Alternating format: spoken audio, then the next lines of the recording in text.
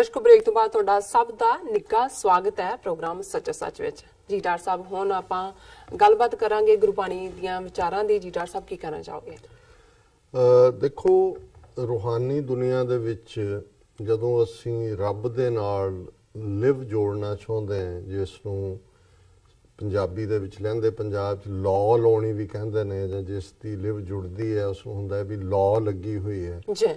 ਉਹਦਾ ਮਤਲਬ ਇਹ ਹੁੰਦਾ ਹੈ ਕਿ ਵੀ ਫਿਰ ਤੁਹਾਡਾ ਧਿਆਨ ਤੁਹਾਡਾ ਮਨ ਹੋਰ ਚੀਜ਼ਾਂ ਦੇ ਵਿੱਚ ਭਟਕਦਾ ਨਹੀਂ ਬਿਲਕੁਲ, ਔਰ ਉਹਦੇ 'ਚ ਤੁਹਾਡੇ ਅੰਦਰ ਇੱਕ ਟਿਕਾ ਹੁੰਦਾ ਹੈ, ਇੱਕ ਸਹਿਜ ਹੁੰਦਾ ਹੈ, ਇੱਕ ਟ੍ਰੈਂਕੁਇਲਿਟੀ ਹੁੰਦੀ ਹੈ, ਇੱਕ ਚਾਅ ਵੀ ਹੁੰਦਾ ਹੈ।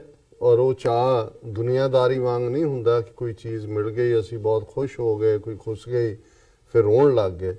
ਉਹ ਇੱਕ ਸਟੇਬਲ ਚਾਅ ਹੁੰਦਾ ਹੈ ਜਿਹਨੂੰ ਸਟੇਟ ਆਫ ਐਕਸਟੈਸੀ ਵੀ ਕਹਿੰਦੇ ਨੇ। ਇੱਕ ਆਨੰਦ ਦੇ ਵਿੱਚ ਤੁਸੀਂ ਹੁੰਦੇ ਹੋ, ਵਾਪਰ ਤੁਹਾਡੇ ਆਲੇ ਦੁਆਲੇ ਉਹੀ ਕੁਛ ਰਿਹਾ ਹੁੰਦਾ ਹੈ, ਦੁੱਖ ਵੀ ਹੁੰਦਾ ਹੈ, ਸੁੱਖ ਵੀ ਹੁੰਦਾ ਹੈ, ਟੱਬਰਾਂ ਦੇ ਰੋਣੇ ਧੋਣੇ ਵੀ ਹੁੰਦੇ ਨੇ, ਪਰਿਵਾਰਾਂ ਦੇ ਖਿਚਾਅ ਵੀ ਹੁੰਦੇ ਨੇ, ਬੱਚਿਆਂ ਬੱਚੀਆਂ ਦੀਆਂ ਆਪ ਮੁਹਾਰੀਆਂ ਗੱਲਾਂ ਵੀ ਹੁੰਦੀਆਂ ਨੇ, ਆਰਥਿਕ ਤੰਗਦਸਤੀਆਂ ਵੀ ਹੁੰਦੀਆਂ, ਬਿਮਾਰੀ ਵੀ ਹੁੰਦੀ ਹੈ, ਸਭ ਕੁਝ ਚੱਲ ਰਿਹਾ ਹੁੰਦਾ ਤੁਹਾਡੇ ਆਲੇ ਦੁਆਲੇ। ਲੇਕਿਨ ਤੁਸੀਂ ਇੱਕ ਸਹਿਜ ਦੇ ਵਿੱਚ ਟਿਕੇ ਹੁੰਦੇ ਹੋ, ਜਿਵੇਂ ਕਿ ਤੁਹਾਡੇ ਆਲੇ ਦੁਆਲੇ ਜੋ ਵਾਪਰ ਰਿਹਾ ਉਹ ਤੁਹਾਡੇ ਉੱਤੇ ਕੋਈ ਅਸਰ ਨਹੀਂ ਕਰਦਾ। ਉਹਨੂੰ ਭਾਣੇ 'ਚ ਰਹਿਣਾ ਕਹਿੰਦੇ ਨੇ ਕਿ ਵੀ ਜਿਹੜੇ ਲੋਕ ਨੇ ਉਹ ਖੁਸ਼ੀ ਵੇਲੇ ਬਹੁਤ ਖੁਸ਼ ਹੁੰਦੇ ਨੇ, ਉਦਾਸੀ ਵੇਲੇ ਬਹੁਤ ਉਦਾਸ ਹੁੰਦੇ ਨੇ। ਉਹਨਾਂ ਨੂੰ ਇਹ ਲੱਗਦਾ ਹੈ ਕਿ ਭਾਈ ਇਹ ਜਿਹੜਾ ਜੋ ਵੀ ਵਾਪਰ ਰਿਹਾ ਉਸ ਰੱਬ ਦੀ ਰਜ਼ਾ ਦੇ ਵਿੱਚ ਹੈ, ਉਹਦੇ ਹੁਕਮ ਦੇ ਵਿੱਚ ਹੈ। ਔਰ ਇਹ ਜਿਹੜਾ ਅਸੀਂ ਸ਼ਬਦ ਸੂਹੀ ਮਹੱਲਾ ਤੀਸਰਾ ਦੇ ਉਸ ਦੇ ਵਿੱਚ, ਕਿਉਂਕਿ ਬਹੁਤ ਜ਼ਿਆਦਾ ਪਦਿਆਂ ਵਾਲਾ ਇਹ ਸ਼ਬਦ ਹੈ, 2 ਲਾਈਨਾਂ ਦੇ, ਸੋ ਉਹਨੂੰ ਅਸੀਂ ਲਿਮਿਟਿਡ ਹੀ ਪਦੇ ਵਿਚਾਰਦੇ। ਅੱਜ ਅਸੀਂ 19 ਤੋਂ ਲੈ ਕੇ 24 ਤੱਕ ਜਿਹੜਾ ਹੈ ਉਹ ਵਿਚਾਰ ਦੇ ਅਧੀਨ ਰੱਖੇ ਨੇ।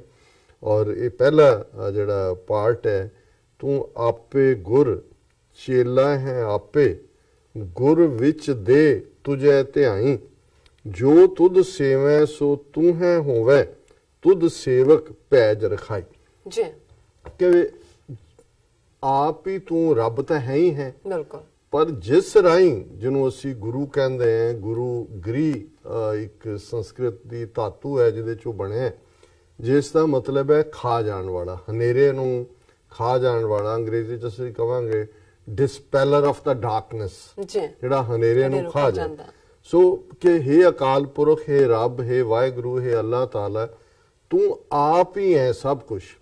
ਔਰ ਫਾਲੋਅਰ ਵੀ ਜਦ ਜੇ ਤੂੰ ਮੈਨੂੰ ਆਪਣਾ ਬਣਾਇਆ ਤੇ ਮੈਂ ਵੀ ਤੇਰਾ ਤੇ ਤੂੰ ਮੇਰਾ, ਸੋ ਚੇਲਾ ਹੈ ਆਪੇ।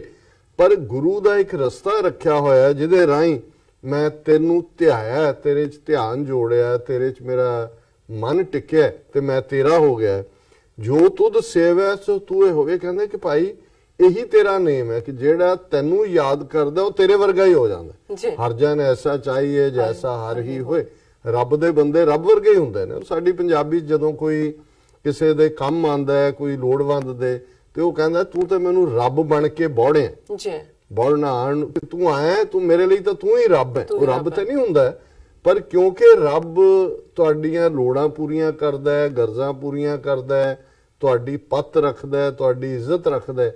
ਤੇ ਜਿਹੜਾ ਕਿਸੇ ਕੋਈ ਮੌਕੇ ਤੇ ਤੁਹਾਡੇ ਲਈ ਉਹ ਤੁਸੀਂ ਕਹਿੰਦੇ ਤੂੰ ਤਾਂ ਰੱਬ ਬਣ ਕੇ ਬੋੜਿਆ। ਸੋ ਗੁਰੂ ਸਾਹਿਬ ਫਰਮਾਉਂਦੇ ਨੇ ਜੋ ਤੁਧ ਸੇਵੈ ਸੋ ਤੂੰ ਹੈ ਹੋਵੇਂ।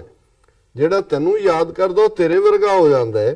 ਤੁਧ ਸੇਵਕ ਪੈਜ ਰਖਾਈ, ਤੇ ਫਿਰ ਇਹ ਤੇਰਾ ਬਿਰਧ ਹੁੰਦਾ ਹੈ। ਤੈਨੂੰ ਫਿਕਰ ਹੁੰਦਾ ਹੈ ਕਿ ਆਪਣੇ ਪਿਆਰੇ ਦੀ ਪੈਜ ਕਿਵੇਂ ਰੱਖਣੀ ਹੈ, ਉਹਦੀ ਇੱਜ਼ਤ ਕਿਵੇਂ ਰੱਖਣੀ ਹੈ, ਉਹਦਾ ਮਾਣ ਕਿਵੇਂ ਬਣਾ ਕੇ ਰੱਖਣਾ ਹੈ, ਉਹਨੂੰ ਕਿਵੇਂ ਜਿਹੜਾ ਹੈ ਉਹ ਰੋਲਣ ਨਹੀਂ ਦੇਣਾ ਹੈ। ਔਰ ਕੱਲ ਹੀ ਮੈਂ ਅਸ਼ਫਾਕ ਸਾਹਿਬ ਦਾ ਕੋਈ ਸੁਣ ਰਿਹਾ ਸੀ ਜ਼ਾਬੀਆ 'ਚ, ਤੇ ਉਹ ਸੁਣਾ ਰਹੇ ਸੀ ਕਿ ਭਾਈ ਕਿਵੇਂ ਉਹਨਾਂ ਨੇ ਕਿਹਾ ਜੀ ਬਗਦਾਦ ਦਾ ਖਲੀਫਾ ਸੀ ਇੱਕ, ਉਹ ਪਹਿਲਾਂ ਵੱਡਾ ਭਲਵਾਨ ਵੀ ਰਿਹਾ ਔਰ ਉਹਨੂੰ ਕੋਈ ਨਹੀਂ ਸੀ ਚੈਲੰਜ ਕਰ ਸਕਦਾ। ਇੱਕ ਬੰਦਾ ਭੁੱਖਾ ਕਈ ਦਿਨਾਂ ਦਾ, ਉਹਨੇ ਆ ਕੇ ਚੈਲੰਜ ਕਰਤਾ ਦਰਬਾਰ 'ਚ ਕਿ ਜੀ ਇਹ ਵੱਡਾ ਭਲਵਾਨ ਖਲੀਫਾ ਬਣਿਆ ਫਿਰਦਾ, ਮੇਰੇ ਨਾਲ ਜਿਹੜਾ ਇਹ ਮੁਕਾਬਲਾ ਕਰਕੇ ਦੇਖੇ। ਵੀ ਲੋਕਾਂ 'ਚ ਹੈਰਾਨੀ ਹੋਈ ਕਿ ਵੀ ਇਹ ਦੁਬਲਾ ਪਤਲਾ ਬੰਦਾ ਜਾਂ ਦੂਜਾ।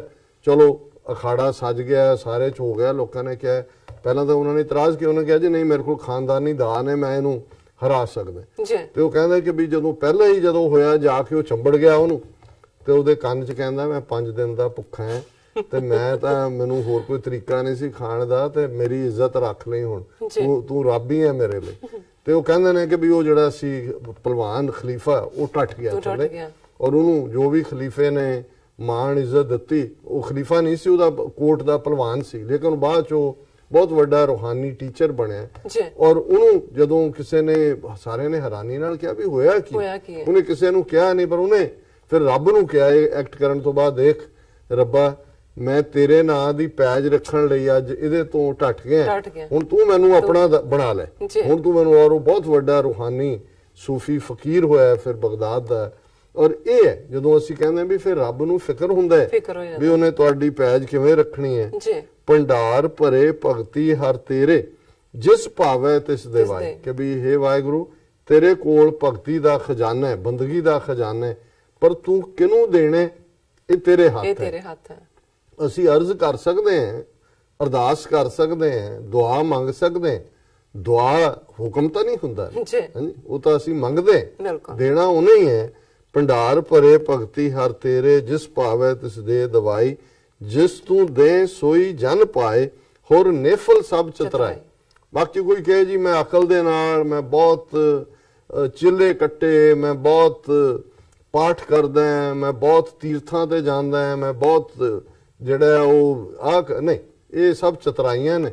ਸਭੇ ਛੱਡ ਚਤਰਾਈਆਂ ਗੁਰ ਕੀ ਪੈਰੀ ਪਾਏ, ਕਿ ਸਭੇ ਛੱਡ ਸਿਆਣਪਾਂ, ਸਭੇ ਛੱਡ ਸਿਆਣਪਾਂ ਗੁਰ ਕੇ ਪੈਰੀ ਪਾਏ, ਕਿ ਅਲਟੀਮੇਟਲੀ ਆਪਣਾ ਸਭ ਕੁਝ ਛੱਡ ਕੇ ਰੱਬ ਦੇ ਪੈਰ ਫੜ ਲਓ। ਰੱਬ ਦੇ ਪੈਰ ਕੀ ਨੇ? ਰੱਬ ਤੇ ਯਕੀਨ, ਰੱਬ ਤੇ ਇਤਕਾਦ, ਰੱਬ ਨੂੰ ਆਪਾ ਦੇ ਦੇਣਾ।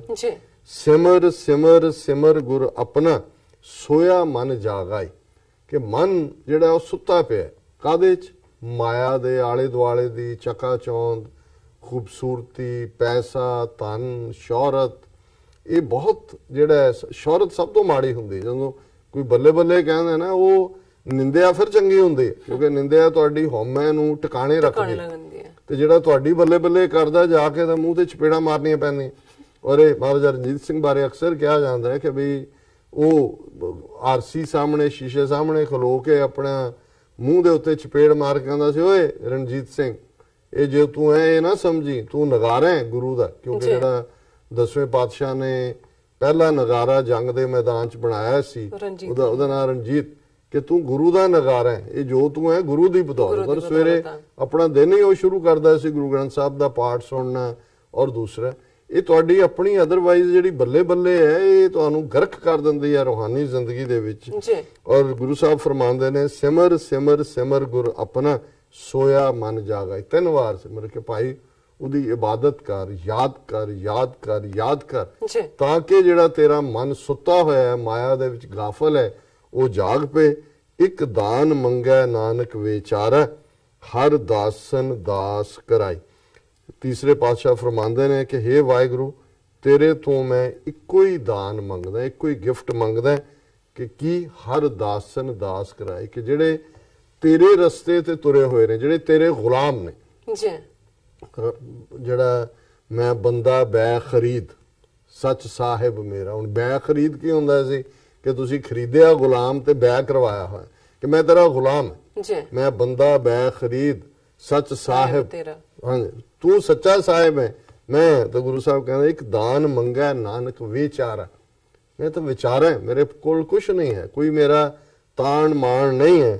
ਕਿ ਹਰ ਦਾਸਨ ਦਾਸ ਕਰਾਈ, ਜਿਹੜੇ ਤੇਰੇ ਗੁਲਾਮ ਨੇ ਮੈਨੂੰ ਉਹਨਾਂ ਦਾ ਗੁਲਾਮ ਬਣਾ ਦੇ, ਮੈਨੂੰ ਉਹਨਾਂ ਦੇ ਰਸਤੇ ਤੇ ਤੋਰ ਦੇ, ਤਾਂ ਕਿ ਮੈਂ ਉਹਨਾਂ ਵੱਲ ਦੇਖ ਕੇ ਉਹਨਾਂ ਗੁਲਾਮਾਂ ਦੀ ਸੰਗਤ ਕਰਕੇ ਤੇਰੇ ਪਿਆਰ ਨੂੰ ਹਾਸਲ ਕਰ ਸਕਾਂ। ਜੀ ਡਾਕਟਰ ਸਾਹਿਬ ਤੁਹਾਡਾ ਬਹੁਤ ਬਹੁਤ ਸ਼ੁਕਰੀਆ, ਤੁਸੀਂ ਅੱਜ ਦੇ ਅਹਿਮ ਇਸ਼ੂ ਤੇ ਅੱਜ ਦਾ ਵਿਚਾਰ ਸਾਡੇ ਦਰਸ਼ਕਾਂ ਨਾਲ ਸਾਂਝਾ ਕੀਤਾ। ਇਸ ਤਰ੍ਹਾਂ ਆਪਣੀ ਵੀਅਰਸ ਕੋਲ ਨੇ ਇਜਾਜ਼ਤ। ਵੀਅਰਸ ਤੁਹਾਡਾ ਵੀ ਬਹੁਤ ਬਹੁਤ ਸ਼ੁਕਰੀਆ, ਤੁਸੀਂ ਆਪਣੇ ਕੀਮਤੀ ਸਮੇਂ ਵਿੱਚ ਸਮਾਂ ਕੱਢ ਕੇ ਸਾਨੂੰ ਆਪਣੇ ਰਾਏ ਤੇ ਸੁਝਾਅ ਭੇਜੇ ਨੇ। ਤਾਂ ਭੇਜਦੇ ਰਹਿਣਾ ਸਾਡੇ ਇਸ ਪਤੇ ਤੇ SOS@tv84.tv ਤੇ ਅਸੀਂ ਆਪਣਾ ਪ੍ਰੋਗਰਾਮ ਲੈ ਕੇ ਫਿਰ ਦੁਬਾਰਾ ਹਾਜ਼ਰ ਹੋਵਾਂਗੇ। ਤਦ ਤੱਕ ਲਈ ਮੈਨੂੰ ਚਮੜਾ ਸੁਣਾ ਗਿਆ ਤੇ ਉਹ ਦੇਖਦੀ ਰਹੋ TV84। ਬੁਲਾ ਦਿਓ ਫਤਿਹ।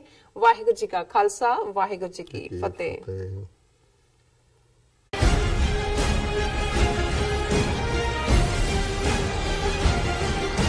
ਕੀ ਤੁਸੀਂ ਆਪਣੇ ਟੈਕਸਿਸ ਨੂੰ ਲੈ ਕੇ ਚਿੰਤਤ ਹੋ?